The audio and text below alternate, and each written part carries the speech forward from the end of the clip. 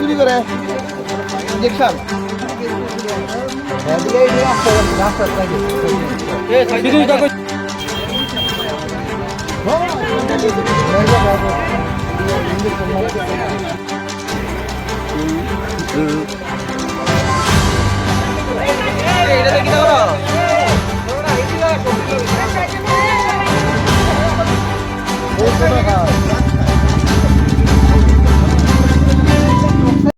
রামনগরের প্রতিনিয়ত চুলের উপদ্রব, নেশার উপদ্রব বেড়েই চলছে। আমরা প্রতিনিয়ত আমরা এখানে প্রত্যেকটা গলিতে আমরা রোড মার্চের মতো করি।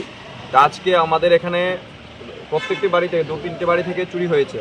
চুরি হওয়ার পর এখান থেকে গাড়ি দিয়ে যাচ্ছিল আমাদের পাড়ারই বরিষ্ঠ একজন ব্যক্তি সুশান্ত ভূষণ দেব, উনি যাচ্ছিলেন। উনি লক্ষ্য করলেন যে একটা বাড়ি থেকে চুরি করছে, পাইপলাইন কাটা হচ্ছে, বাইরে থেকে পাইপলাইন কেটে তামার পাইপলাইন চুরি করে নিয়ে যাচ্ছে।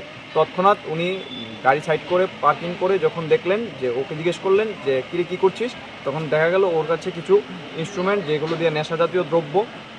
আমরা তো নেশা বিরোধী সবসময় ডাক দিয়েছেন ত্রিপুরা রাজ্যের মাননীয় মুখ্যমন্ত্রীর নেশা বিরোধী অভিযান আমরা প্রতিনিয়ত করি এবং প্রত্যেক ক্লাব এবং সোসাইটি সামাজিক সংস্থা থেকে আমরা অ্যাওয়ারনেস করি নেশা বিরোধী অভিযানের জন্য।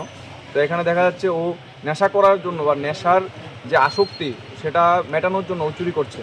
তো ওকে ধরপাকড়াও করা হয়েছে, তারপর ওকে দুর্গাচুমনি ফাঁড়িতে ট্রান্সফার করে দেওয়া হয়েছে। কি পাওয়া গেছে, নেশা সামগ্রী কি পাওয়া গেছে?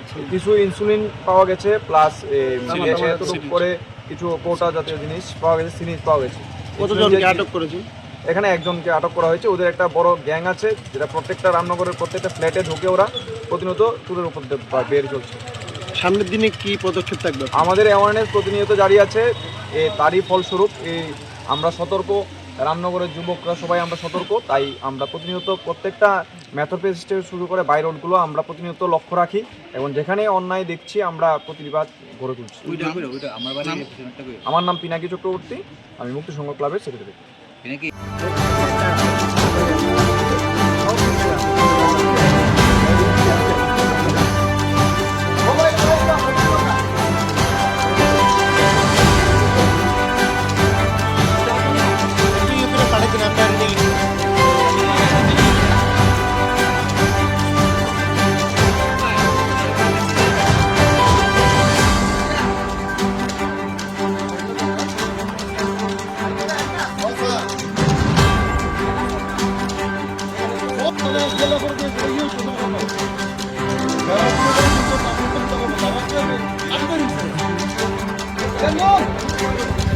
Go!